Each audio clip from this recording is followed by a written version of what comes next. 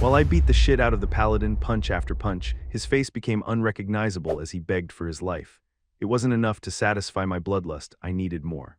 I needed to kill every last one of them who stood in my way. Only then could I escape this damn game world, and that made me remember the moment I was thrown into it. A woman shouted, warning Lord Kadam to be careful because stronger demons were swarming in. Kadam charged forward immediately, saying he would make light work of them, and jumped straight off a cliff. He raised his axe and swung it down, cleaving one of the demons clean in half. The impact didn't stop there. The shockwave from his attack spread outward, disintegrating the surrounding monsters and scattering their remains across the ground. Kadam stood in the crater left behind by the destruction and slowly straightened himself. As expected of the demon realm, encountering a high-ranking demon right from the start was already difficult. That meant the path to the archdemon would be harder than he had anticipated. Still, more than that, he knew he was going to get an earful from Melissa. 4 fireballs flew overhead and detonated, forming a massive wall of flames. Melissa yelled at Kadam, scolding him for charging out alone despite her telling him not to. She was the party's mage. Another man gripped his sword and drew it as he dashed forward between 2 monsters. This was Gale, the hero. He said now wasn't the time and that she could scold Kadam after the battle, since the monsters came first. Melissa complained that Gale was too much of a hero and that it was honestly annoying. The woman from earlier began praying, granting the group buffs. She said she was worried Kadam was pushing himself too hard for their sake and that he needed to focus on taking care of himself. As a monster leapt toward her, its head was smashed instantly. A man told her not to worry so much. Her name was Cyril, the priestess, and the man speaking was Gordon, the priest. Gordon said that Kadam definitely had his own plan. Cyril replied that she was probably overthinking things, and that after dealing with the monsters they would go talk to Kadam. Gordon agreed. From the cliff, Kadam watched Gale destroy everything in his path. He explained that he was the vanguard of the hero's party destined to defeat the archdemon, and that his role was to clear the way for them. He was the great warrior blessed by the spirit of Atala, the god of struggle and wilderness. However, that wasn't all. He was also a possessor forced inside this game. In the game, he was originally a support character known as the Mad Warrior. The main story was simple. A hero receives a revelation to slay the archdemon, gathers companions, and defeats him. It was a story everyone had heard countless times. Some might enjoy the idea of an adventure like that, but for a modern person who had never even killed a chicken, this world was far too brutal. Kadam drank a potion and his body began swelling with energy. His unique trait, Blood Berserker, allowed him to consume demon blood and receive a powerful buff for a short time. He entered a trance and began slaughtering the monsters. At some point, he abandoned his weapon entirely and started tearing them apart with his bare hands. He ripped off a demon's head and consumed it, saying he could finally say goodbye to this damn world and that he wanted to leave as soon as possible. The slaughter intensified as he pushed himself to go faster and faster until he stood atop a mountain of corpses, laughing wildly. A female demon approached him. He grabbed her by the throat and said he would devour every last one of them, drink all their blood, and use it as fuel for his path forward. A holy light descended on him as Cyril's voice echoed, telling him to snap out of it. When he came to, he realized that the demon he was holding was actually Melissa and that his hand had been crushing her neck. As he was restrained, he dropped her in disbelief, falling to his knees and wondering if what had just happened was real. Because of his unique trait, he would gradually lose his sanity from demonic energy, and he couldn't believe it had reached the point where he couldn't even recognize his own comrades. What had once been nothing more than a game description had become madness drilling into his mind. Demon blood, which he once found revolting, now tasted sweet. The surging murderous intent and thirst for blood were steadily eroding his sanity, making it harder and harder to suppress. He didn't know if he would be able to stay sane until the archdemon was defeated. If he failed to suppress the madness, he wondered what would happen to him. One thought remained clear: he needed to kill the archdemon. Every demon had to die. Melissa jumped onto his back, telling him she was fine and that he shouldn't blame himself. It was only a little pain, and after everything he had done to protect them, it was their turn to protect him. Kadam apologized. Cyril called out, saying that she and Gordon would do everything they could to help him fight the madness and hold on until the very end. Gordon added that in the worst case, he would just beat the sins back into him, so Kadam didn't need to worry too much. Gale asked if they were done resting. If they had recovered enough, it was time to move. They had to defeat the archdemon together and save the world. Seeing Gale shining with confidence, Kadam felt relieved. He grabbed Gale's hand and they pushed forward together, until at last it was time to slay the archdemon. Gale shouted for Kadam to do it as he leapt in from the side and cleaved the archdemon's head clean off, sending it flying through the air. Gale said it was finally over as the archdemon's body remained standing for a moment before slowly toppling to the ground, releasing a massive shockwave as it collapsed. Melissa stood there and asked if it was finally all over. Gordon replied that by the grace of God it appeared to be so, and she became excited, believing it was truly the end. Suddenly, a massive light appeared. Everyone turned toward it, confused about what was happening. Cyril shouted, asking where Kadim was. Her eyes were bandaged as she looked around in panic. Kadim dropped his axe and ran straight toward the light. Gale yelled at him to stop, saying that he didn't know what was inside it. Kadim stood right in front of the light and turned back one last time. He said it had been an honor to be with them all in person rather than through a screen, and that he would miss his dear comrades. As he stepped forward, Gale reached out, telling him to stop and wait, but the white light suddenly turned gold and burst violently before closing as if it had never existed. Cyril watched the light disappear and dropped to her knees in disbelief, calling out Kadim's name. Kadim walked along an endless path through a void, leaving golden footprints behind him. He said nothing had changed, that it was the same pitch-black void as when he first crossed over. He wondered what he should do first once he got back, deciding that he should celebrate with a beer, crash on his bed, and knock the shit out. He swore he was never playing a medieval fantasy game again. It bothered him that he hadn't been able to say a proper goodbye to his comrades, but he accepted reality. These were people he would never be able to see again. It was time to say a final goodbye to the great warrior blessed by the spirit of Attila Kadim. As he stood before the only light in the void, he believed this must be the exit back to reality. Once he stepped through it, he would finally be free. His eyes widened as he began laughing nervously, saying that this had to be a dream.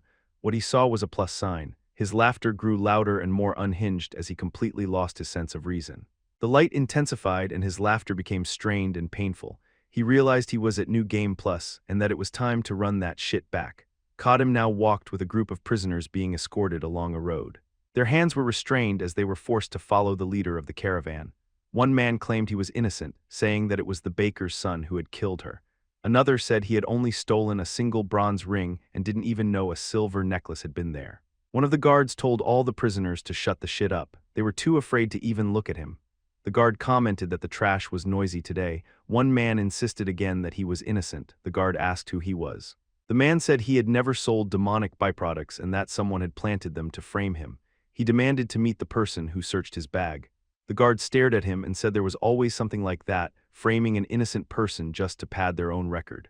He remarked that it was impressive someone so young was already doing that, but in the end, a paladin was still a paladin, no matter how young.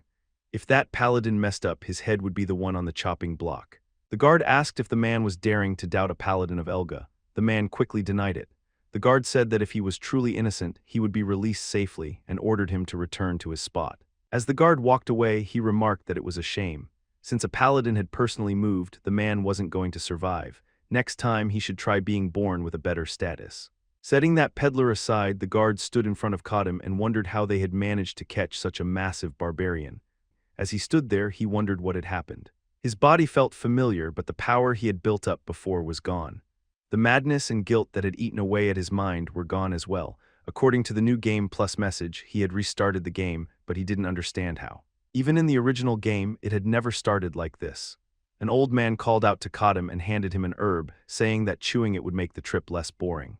Kadim stared at it as the old man explained that barbarians had helped him in the past, and seeing Kadim reminded him of those days.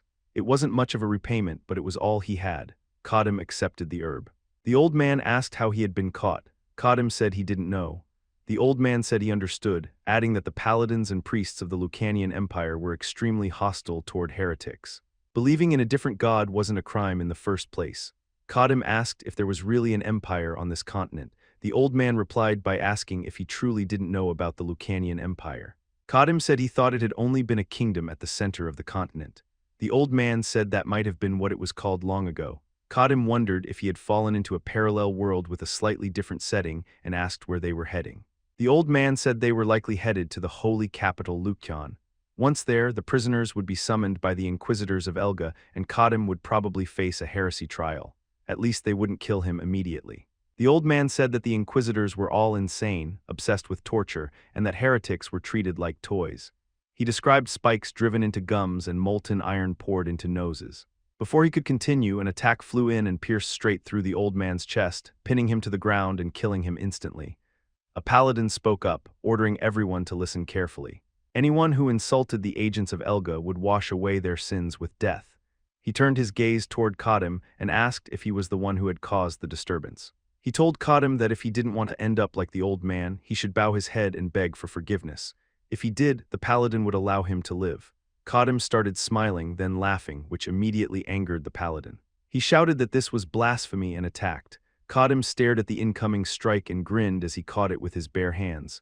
The paladin tried to pull his weapon free, yelling at Kadim to let go, but he couldn't move it at all. Kadim replied that if that was what he wanted, then fine. Kadim crouched down, causing the horse to panic.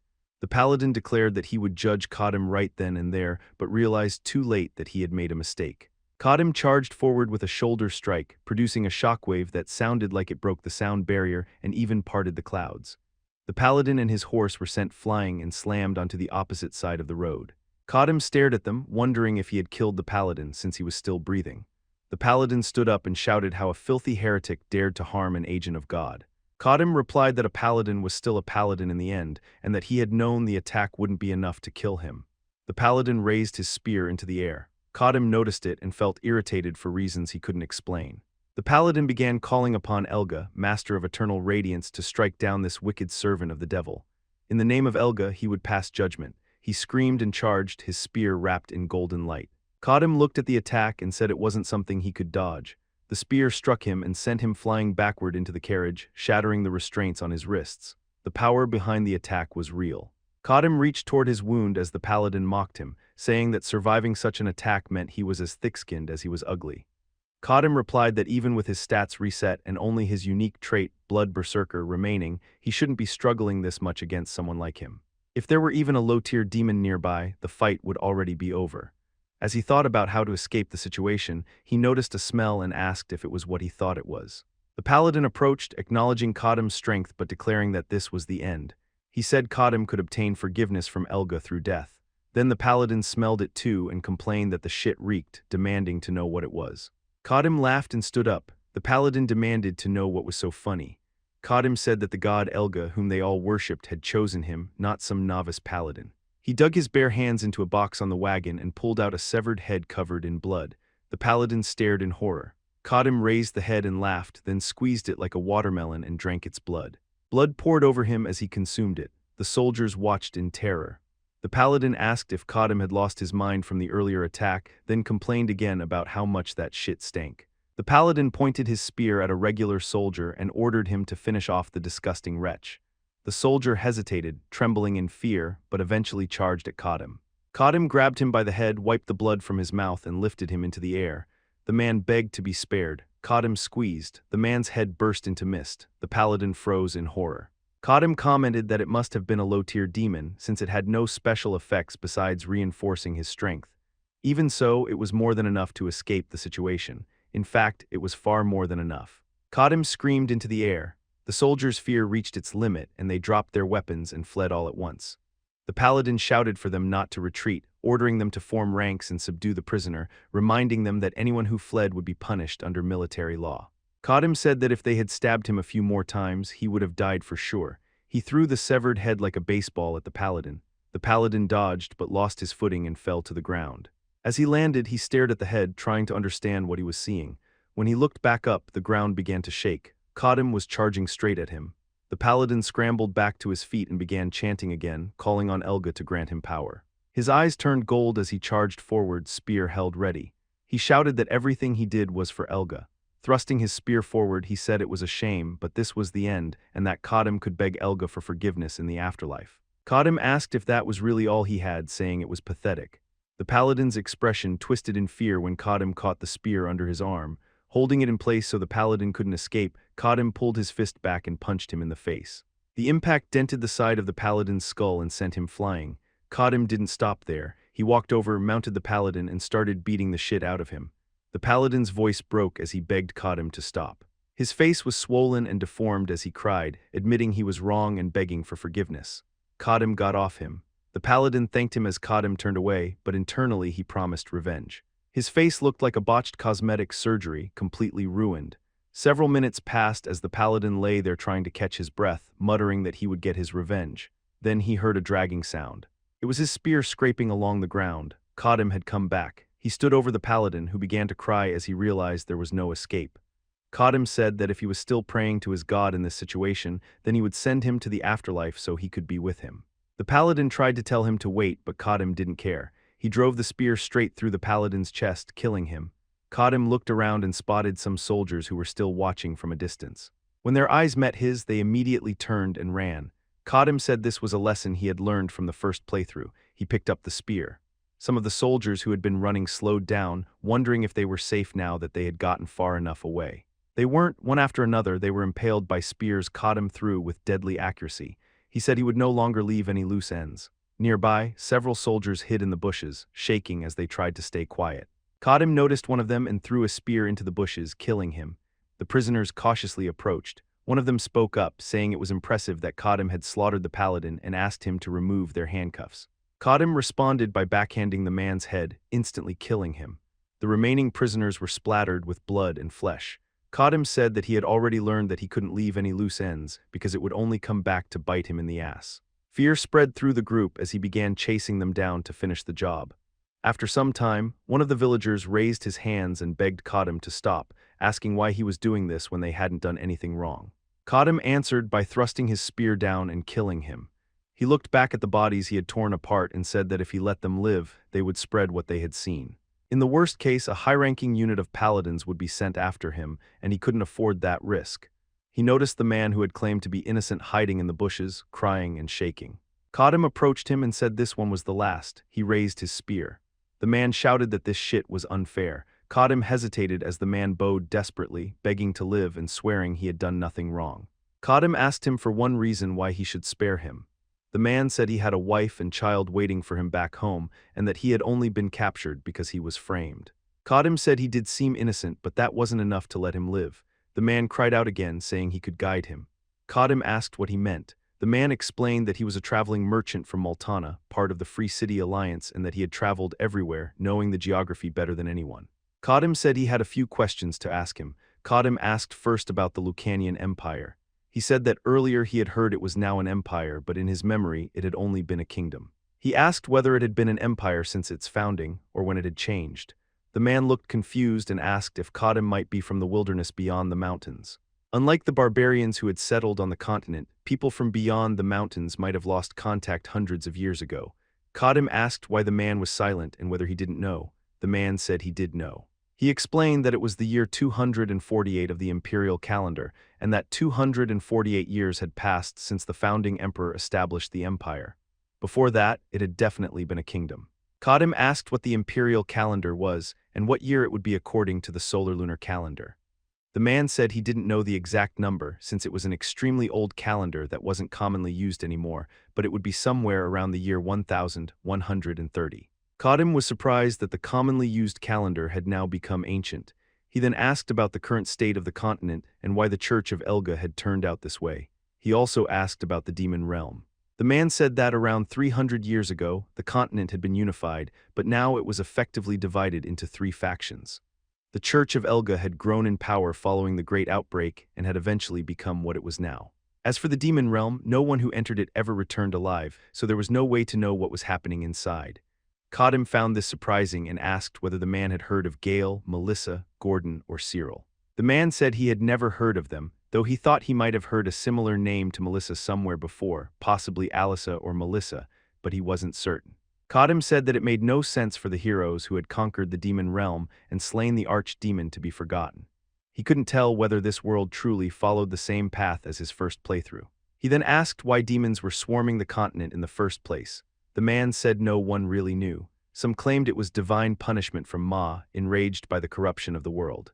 Others believed a mad archmage had opened a gate to another world. Some said it was a sign that a terrifying great evil would soon descend. In the end, the truth likely existed only behind the eyes of the Almighty God above the clouds. Kadim looked up at the sky, tightened his grip on the spear, and started walking away. As he took in the surrounding landscape, he judged by the merchant's words that this world was roughly 300 years after his first playthrough. He had been expelled from the world he originally lived in, and now he was an exile even in the world he had barely managed to settle in.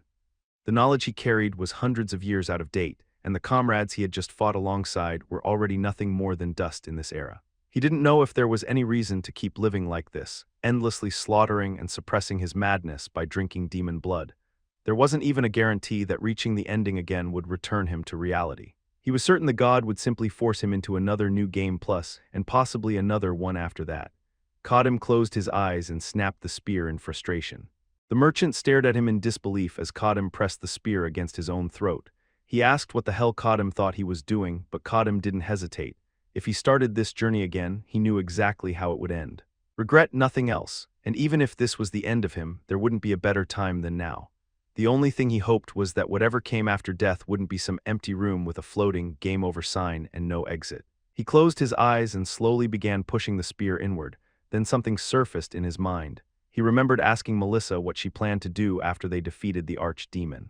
She had answered casually, saying she might teach other mages or maybe build a tower, something like that. That thought made him freeze. He opened his eyes and asked the merchant if he had really just said the name Melissa. The merchant said maybe he'd heard it somewhere, he wasn't too sure, but he thought it was the name of the first tower master or something close to that. Kadim asked where this tower was. The merchant explained it was in a city called Vestana, on the eastern edge of the Free City Alliance.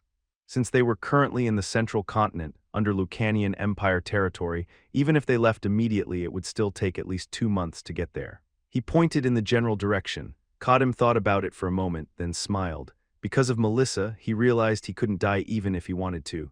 He told the merchant to guide him to the magic tower using the fastest route possible. The merchant hesitated, saying he still had a family back home and couldn't afford to waste months acting as someone's guide. Kadim answered calmly that in that case, he would give him the most precious thing he could offer. When the merchant asked what that was, Kadim told him it was his life. He dropped the spear to the ground and told him to find the key, unlock his shackles, and pack whatever he could. They were leaving immediately. Kadim walked over to the broken wagon and picked up a blade, muttering that at least this would be useful.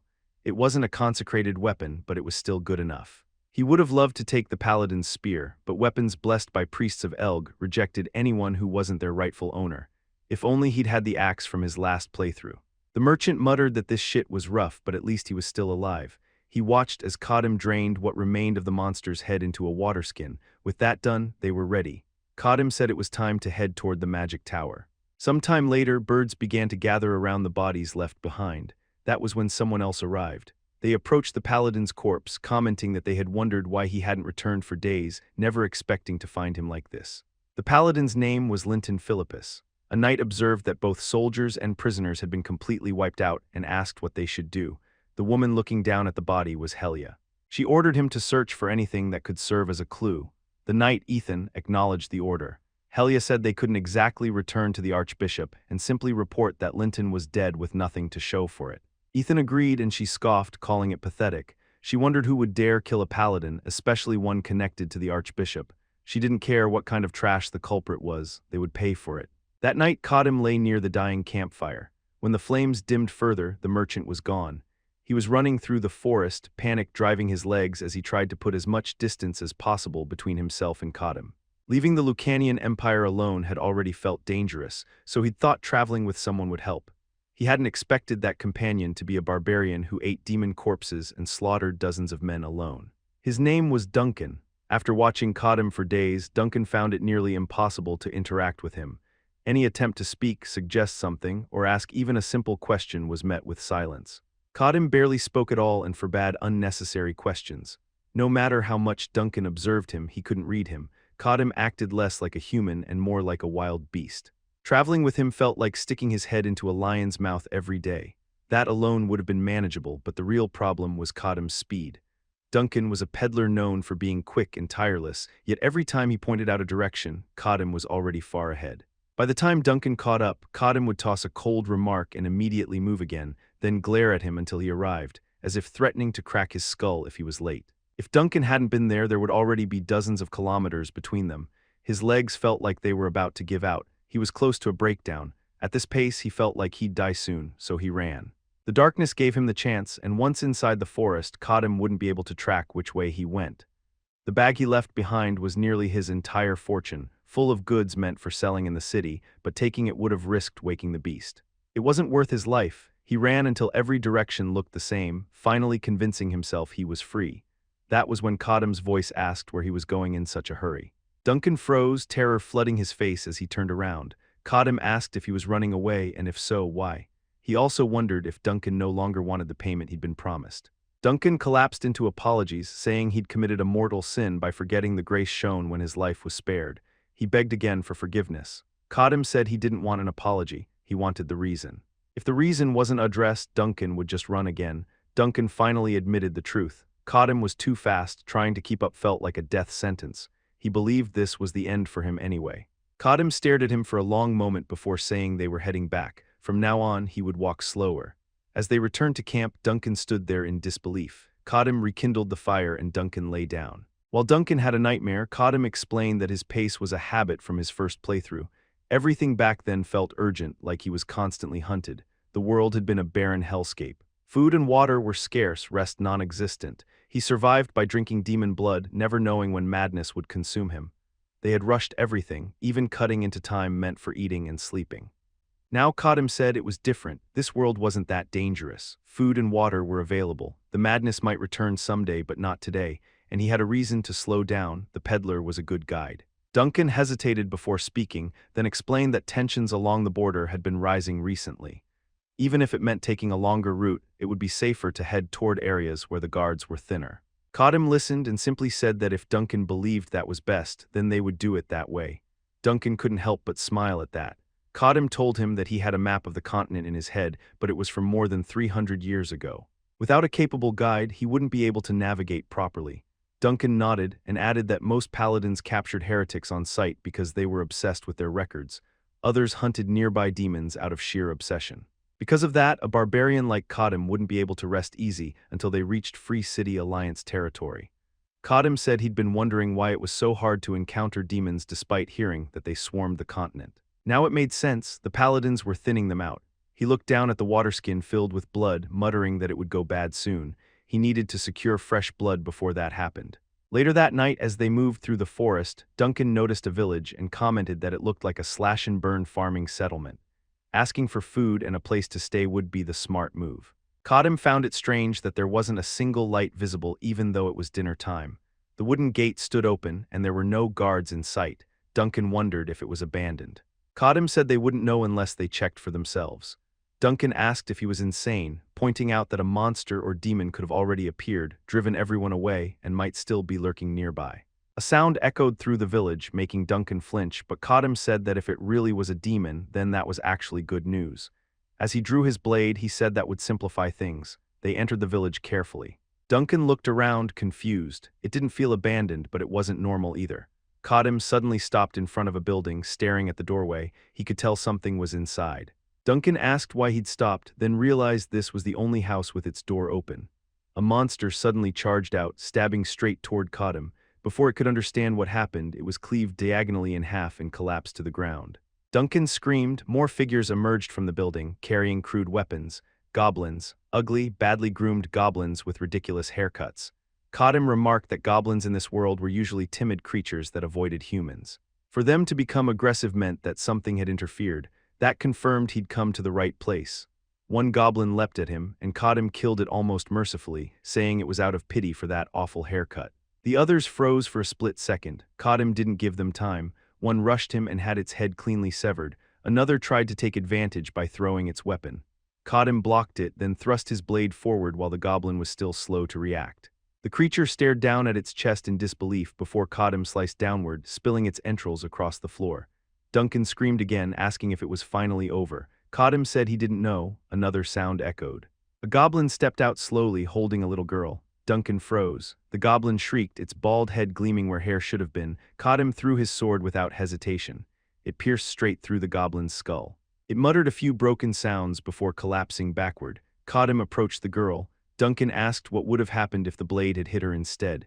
Kadam said that was never a possibility. He picked her up and tore the ropes apart with his bare hands, saying he had questions. The girl screamed, but Duncan quickly stepped in, pulling out toys from his pack. He told her they weren't bad people and handed her a piece of candy, promising the monsters were gone. Kadam noted that Duncan was surprisingly good with children. Duncan said he had a son back home about her age. The girl began crying for her mother. Duncan reassured her, saying they'd help her find her. She said her parents had abandoned her. Kadam looked surprised. Duncan asked if that meant the people who tied her up were her own parents. Kadam's expression darkened as realization set in. A woman suddenly ran out, calling her daughter's name. She hugged the girl tightly, sobbing. villagers gathered, staring in shock at the dead goblins scattered around. They asked if Kadam had done this. He grabbed the goblin with his sword still lodged in its skull, pulled the blade free, and said he didn't do it. His weapon did. He told them he'd heard this story plenty of times, but he wanted to hear it anyway. Why would they offer a child as a sacrifice to a demon? The villagers avoided his gaze, guilt written all over their faces. Eventually, one of them explained. Their old land had become infertile, so they burned it and moved deeper into the forest. The goblins who lived there fled at first, but later something changed. The remaining goblins began raiding them. They gathered their men to exterminate them. That was when they saw it, a demon guiding the goblins. They had no strength to face both. Overwhelmed, they surrendered. The demon spared them and said he would return periodically. Duncan asked how many children they'd already given up and whether they still dared call themselves parents. The villager asked what choice they had. Were they supposed to give up their eldest children instead? Duncan snapped back, saying they could have moved again. The man argued that settling land wasn't that simple. Kadam slammed the table, shattering it. Silence fell. He asked how many horns the demon had. The villager said it had none. Kadam nodded. A hornless demon meant low tier, possibly a primal species, manageable. He stood, reaching for his weapon, and told them to lead the way. When they asked where, he scoffed and said to the demon's lair. Torches were lit. Duncan stayed tense as they moved. One villager apologized, saying they had nothing to offer as payment. Kadam said he wasn't doing this for reward. He only asked for another weapon since he only had one. The villager agreed. When they reached the cave, the villagers stopped. They said goblins might attack while they were gone. Duncan shouted, asking if they'd really come all this way just to guide them.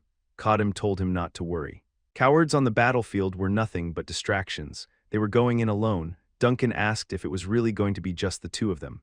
Kadam replied that he needed someone to carry the torch while he dealt with the demon.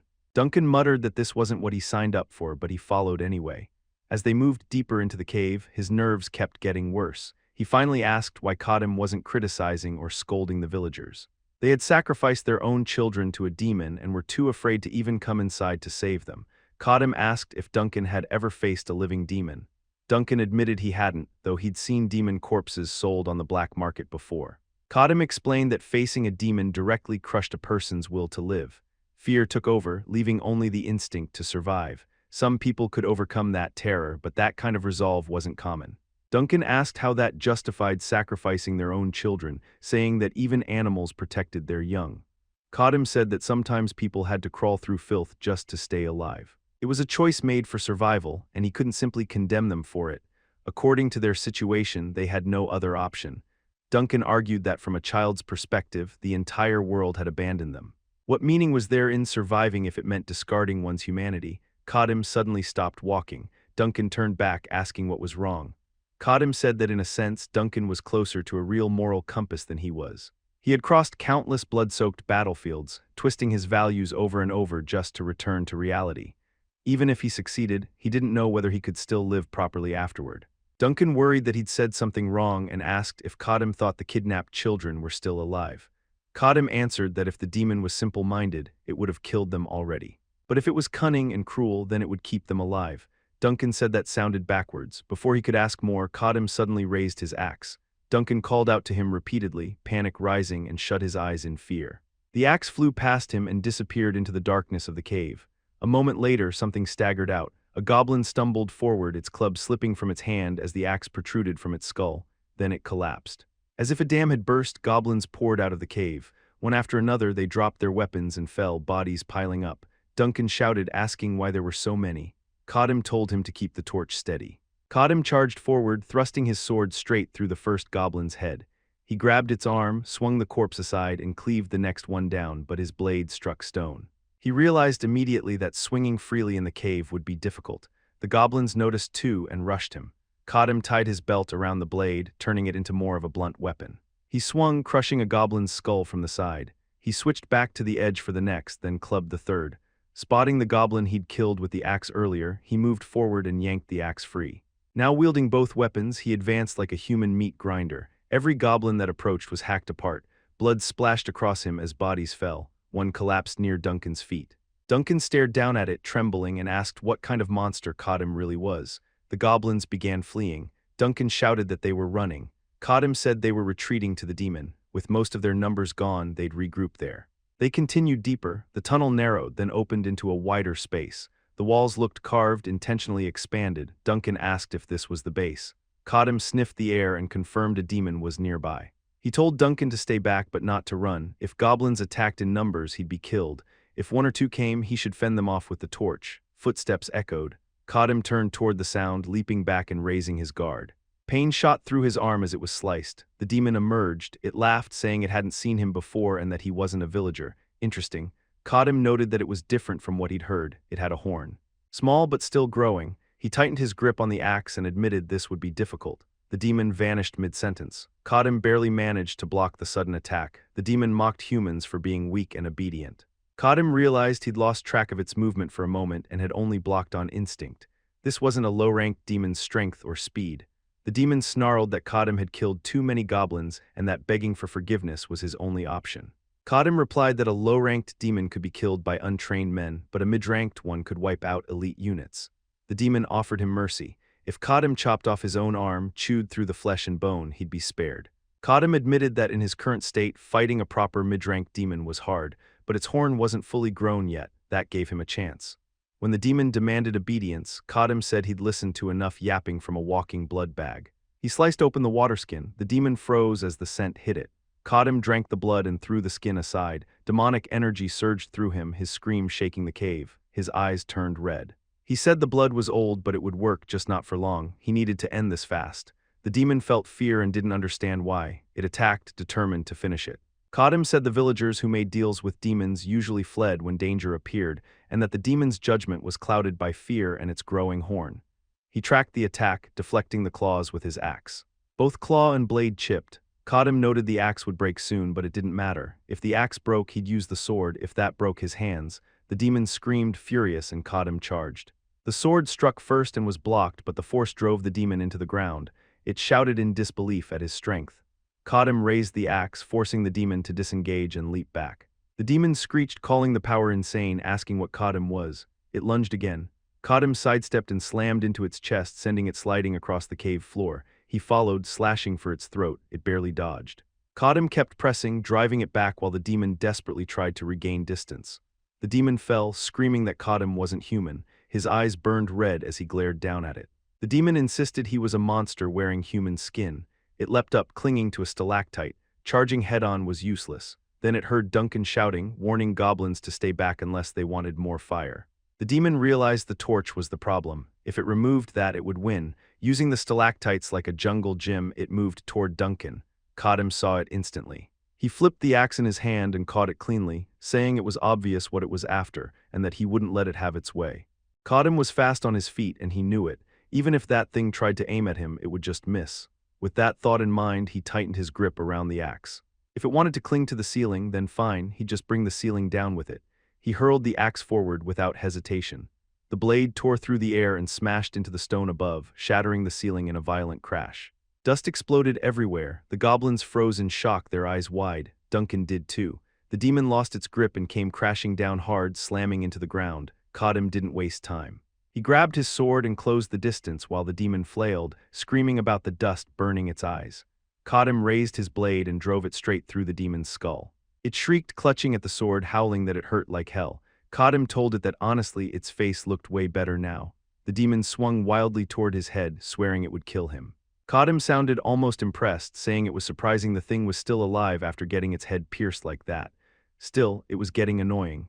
He tightened his grip, twisted his body, and wrenched the sword free in a brutal backward cleave. The demon screamed, begging him to stop as the blade split it clean in two. Both halves hit the ground. Even then it tried to speak, half its skull split open, jaw twitching uselessly. It died moments later, collapsing into silence. Right as it ended, Kadam felt the buff fade. He let out a long breath, muttering that he got lucky it didn't wear off mid-fight because that would have been rough. The goblins started calling out for their king. Kadam blinked, surprised. But as their ferocity drained away and fear took over, he realized what was happening. With the demon dead, the demonic energy influencing them was gone. Still, that didn't change anything. As he cut one of their heads off, he said it plainly. Some creatures had already crossed the line and become monsters, and he was wiping them all out before leaving. The last goblin stared at its friend's head rolling on the floor and bolted. It didn't make it far before Kadam split its damn skull too. Two down, one left. He spotted the last goblin holding a torch, frozen when it saw him approach. Kadam moved in, saying he needed to finish this now. He raised his blade, but stopped short when he heard Duncan shout. The sword hovered inches from Duncan's head. Codem froze, shocked.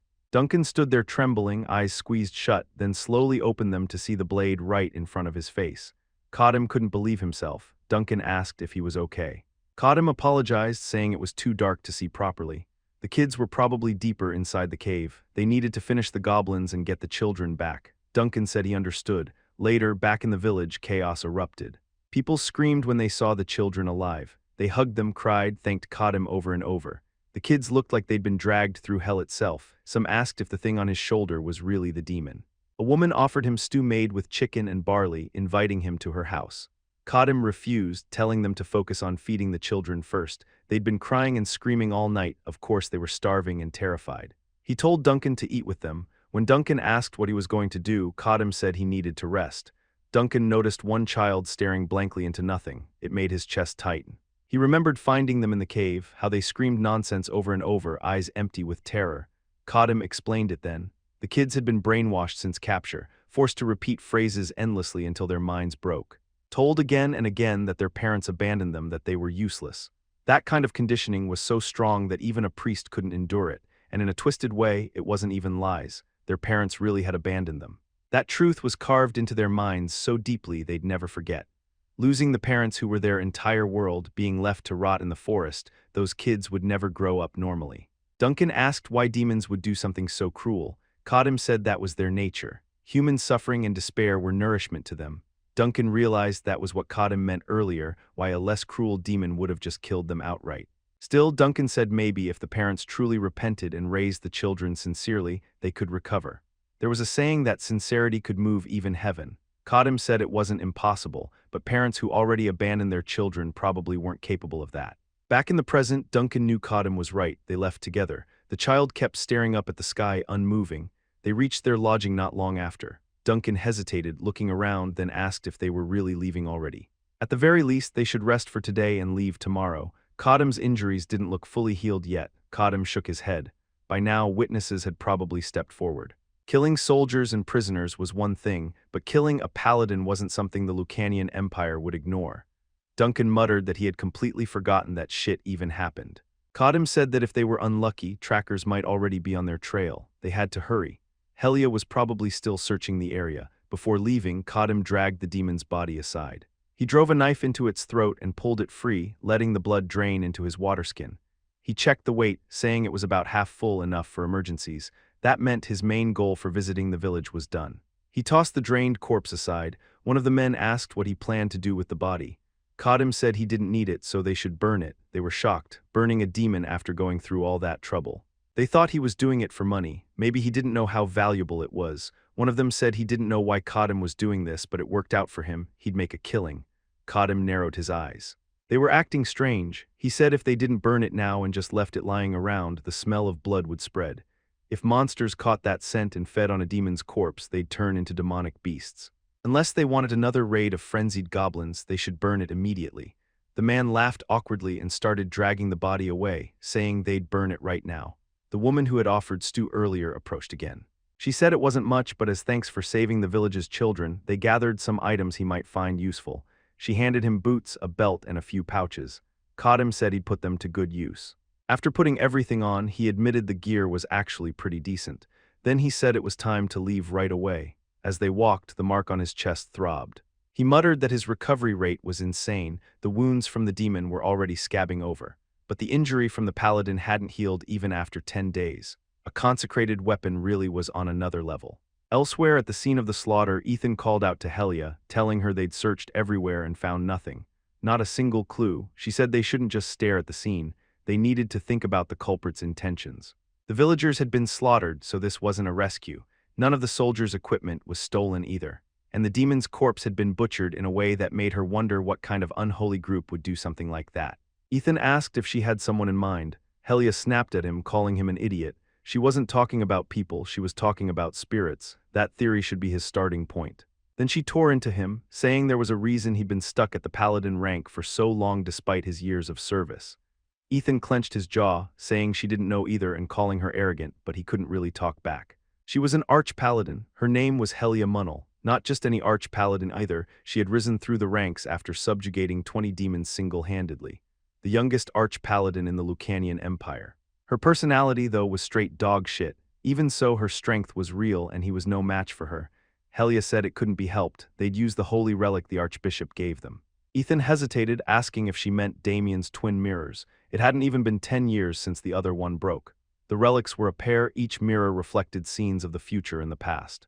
The mirror that saw the future had shattered after projecting the image of an overwhelmingly powerful being, leaving only the one that saw the past. Helia snapped at him, asking who said anything about breaking it. The relic was given to them for moments like this, when a search hit a dead end. Did he really want to report to the Archbishop that he had no idea how his nephew died? She sighed, telling him to stop worrying. Unless it reflected something like an archdemon, it wouldn't break. Reluctantly, Ethan handed it over. Helia knelt and activated the mirror. Light flooded the ground. Images poured out, caught him drinking demon blood, the slaughter of the Paladin, the prisoners, everything. Ethan stared, asking what the hell he was looking at. Then the afterimage of Kadam lifted its gaze, glaring upward. The mirror shattered. Both of them froze. Ethan whispered that it was impossible. The mirror wouldn't break unless it reflected an archdemon. That meant whatever it captured was equivalent to one. What kind of monstrosity was that? He said they needed to return to the holy capital Lukion and report immediately. Helia refused. Now that the culprit was revealed, there was no reason to retreat. She drew her blade and swung it forward, saying it was nothing more than a demon wearing human skin, and she would execute it with her own hands.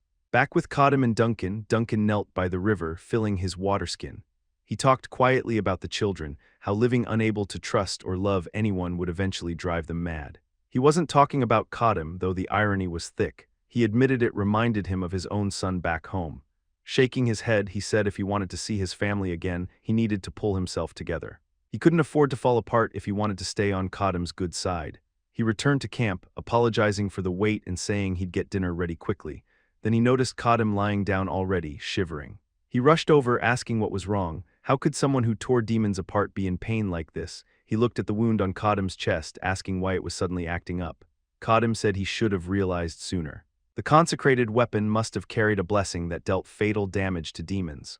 Normally it wouldn't affect a human, but he was a berserker who gained power through demon blood. As long as that blood flowed through him, he couldn't avoid its effects. Duncan cursed under his breath. They should have rested in the village. Kadam shook his head. This kind of wound didn't heal with rest. What mattered more was the moon. He asked what phase it was yesterday. Duncan said it should have been a waning crescent. Kadam nodded. Good, thank God he hadn't missed the timing. If tonight was the night, then he knew exactly what that meant. From somewhere deep in the woods, wolves began to howl. One after another, their voices layered together, sharp and threatening. Duncan stiffened, fear creeping in as he stared into the darkness. Dozens of glowing eyes stared back at them from between the trees. A wolf slowly stepped forward into the dim light. Duncan swallowed and said they were blade wolves. Kadam let out a tired sigh and grabbed both of his weapons, the axe in one hand and the sword in the other, telling Duncan to stay back. Duncan asked how he was supposed to fight in that condition. Kadam muttered that this damn world really wouldn't leave him alone. He raised his voice toward the woods, telling the dogs they should have picked a better time to show up. The wolves snarled, inching closer. Kadam's breathing grew heavy. One of them suddenly lunged. Kadam hurled his axe, slamming it into the wolf's side and sending it flying backward. He clicked his tongue, saying he was aiming between the eyes, but his vision was shaking too much to aim properly. The rest rushed in. Kadam raised his sword and drove it through the side of a wolf's skull. He twisted and followed through, killing another at his flank. But his sluggish movements cost him. One wolf clamped down on his arm. He roared and smashed its head with his fist just as another leapt from behind. He barely turned in time, backhanding it away, only to feel teeth sink into his leg. Realizing he was taking too many hits, he stabbed downward, killing it. The remaining wolves began to circle him. They hesitated, growling low. Kadam realized this might actually be winnable, which made it worse. These weren't dumb beasts, they were experienced. The moment they saw the first few fall, they reorganized. On top of that, there were too many of them. If his body were in peak condition, this would have been nothing. But like this, he didn't know how much longer he could hold. Then he heard Duncan screaming. He turned and saw him waving fire, desperately trying to scare them off. Kadam grimaced. In his current state, drinking that demon blood was no different from swallowing poison. But it wasn't like he had a choice. As he chugged the blood, the wolves caught the scent. Demon blood spilled down his chin as he finished it. He dropped the waterskin and demonic energy began pouring out of him. The pressure alone made the wolves recoil, whining. When Kadam opened his eyes again, he grabbed his sword and shot forward. In an instant, he carved through 3 wolves in front of Duncan. Duncan stared in disbelief. Kadam was moving insanely fast now. Kadam grabbed his axe and kept going, tearing through the pack. He said the effect changed depending on the blood he drank, and based on how fast he was, he already knew what this one did. As two wolves leapt at him, he weaved side to side effortlessly, saying it was an agility enhancement. That demon had been fast as hell, so it made sense. The remaining wolves began to retreat. Duncan shouted that they were running. Kadim said no, they weren't done yet. He saw it then, a massive white paw, heavy footsteps, a deep growl far different from the others. The alpha emerged. Duncan pointed it out, saying that one was weird, way bigger than the rest. Kadim agreed. That was the pack leader, and that was bad news. His buff was already wearing off. The alpha moved faster than he expected. Kadim barely dodged backward as the ground where he stood shattered. It was trying to crush him with sheer weight. Then pain exploded in his chest. His grip failed. Both weapons fell from his hands as he collapsed. Duncan screamed his name, telling him to snap out of it. The wolf was right there. Kadim clutched his chest, agony tearing through him as the alpha closed in. He muttered that the condition should have been met by now. Wasn't it time yet? Duncan shouted, asking why he was staring at the moon when the enemy was right in front of them. Kadim's eyes widened. He whispered that it was finally here. His eyes turned gold. He slammed his sword into the ground and spoke as midnight arrived, the moon completely hidden from view. He called out to the spirit of Attala, the undefeated master of all weapons. He asked Attala to place the blade in his hands and bless one who thirsted for battle, to let him quench his parched throat with the blood of his enemies. And now that the eye watching over the earth was closed, he would discard Attala's name onto this blade. Golden light burst from the sword. Even the alpha wolf recoiled in shock. Duncan stared, asking what the hell was happening as a golden aura spread from Kadim's body. Attala's voice echoed, asking what name he would grant the blade. Kadim said it had been a long time, and that familiar resonance of will felt comforting. The name he chose was Mosquito. A red sigil burned itself into the blade as ancient characters formed along its surface. A unique trait appeared, one belonging to those who discarded names. The alpha lunged. Duncan screamed for him to watch out. Kadim ripped the sword free and sliced across the wolf's throat. It landed, ready to attack again, blood spraying from its neck. A status window flashed, the special effect activated. Red mist poured from the blade, life steal. A portion of Kadim's health returned instantly. His wounds began to close. Even the massive scar across his chest started fading. He inhaled deeply, saying he could finally breathe again. The alpha growled, bleeding heavily. Kadim said it wasn't enough. They weren't done yet. The fight ended moments later. The blade pierced straight down through the wolf's skull, exiting beneath it. Lifesteal activated again, flooding Kadim with energy until the scar vanished completely. He stared down at the corpse, admitting he didn't expect that, but the wolves showing up turned out to be a huge blessing.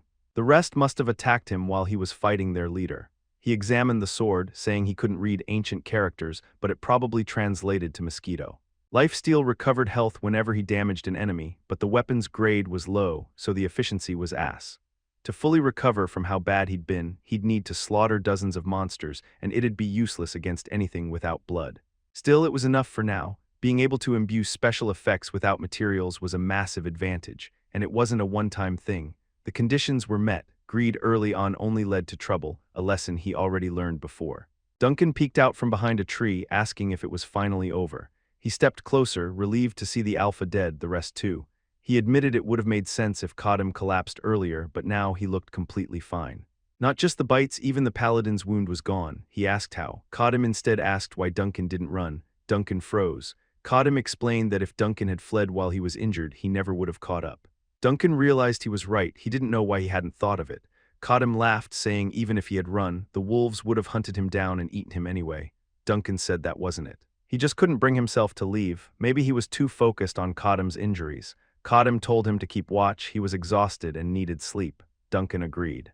Before closing his eyes, Kadim warned him that if he planned on running while he slept, he'd better run to the ends of the earth. If Kadim ever found him, he'd pull his intestines out through his back and turn them into a rope. Duncan wasn't sure if he was joking. He probably wasn't. He sat by the fire, crying quietly while Kadim rested. The next day they were back on the road. Kadim asked how long it would take to reach the territory. Duncan said it would be about 10 more days of walking. The Lucanian Empire controlled a massive stretch of the southern lands, so reaching the border took longer than crossing the central regions. Kadim asked if they could cross without any issues. He really didn't feel like running into more paladins. Duncan said that shouldn't be a problem. That was why he deliberately chose a route with lighter patrols. They were more likely to run into bandits than paladins. For someone like Kadim, bandits were barely an inconvenience. On a human level, nothing out here was really an obstacle for him anymore. Duncan mentioned a small castle along the way called Morton. They could restock food there. The Free City Alliance's territory was smaller than the Empire's, but trade was thriving, so the roads were well maintained. If they followed the shortcut, they'd eventually hit the main road known as the Golden Road. From there, they could head straight to Vestana without any trouble. Kadim said that road stretched all the way to the eastern coast, which was his destination. It wouldn't be an easy journey, but it was still far better than the past. 300 years ago, the eastern continent had been nothing but war. Small kingdoms, duchies, and city-states constantly fought for dominance. People were hostile by default. Outsiders weren't welcome, especially not a massive barbarian whose potential for destruction was unknown. Melissa had looked at him like he was some kind of bug the first time they met. Thinking about it now, it made sense. She'd lived her entire life as a scholar mage. A barbarian suddenly suggesting they travel together must have sounded insane. She'd scribbled notes about him nonstop, wondering if he was half ogre, if he planned to traffic her, and a bunch of other ridiculous theories. He found it kind of cute in hindsight. The memory made him smile. Duncan said things were different now. The Free City Alliance had become a place where someone like Kadim wouldn't stand out as much. He didn't need to worry. Just then they heard raised voices ahead. When Kadim looked forward, he saw two groups arguing on the road. He asked Duncan what it looked like. Duncan squinted, saying that judging by their clothes, one group looked like bandits. The other group seemed to be scolding them, but he wasn't sure why. He said nothing good ever came from getting involved and suggested taking a detour. As they turned away, one of the men noticed them and pointed. Kadim sighed, calling it a pain. When the group rushed toward them, he drew both weapons, ready to fight. As they closed in, one of the men's eyes suddenly began glowing gold. The man threw his arms wide, laughing, telling everyone to look. He shouted that Egon's raging horn had arrived and that they should try fighting him now, since he was standing right there in the flesh. The rest of the men burst out laughing as the other group fled in panic. Kadim frowned, asking what the hell just happened, but they ignored him. He asked again, slower this time. They immediately apologized, thanking him for coming to help and once again calling him Egon's raging horn. Kadim rubbed his forehead and said he wasn't whoever that was and he had zero intention of helping them. He had a long way to go, so they should get lost. The men stared at him, confused, asking if he really wasn't Egon's raging horn. They exchanged blank looks, then they drew their weapons. One of them demanded to know who the hell he was to suddenly appear and mess with them like this. If he was just a nobody, then he should die. Duncan watched the scene unfold and wondered if their heads were completely empty. And that's where we will leave the things off for today. If you want to know what happens next, make sure to hit the subscribe button and turn on notifications so you don't miss the next part.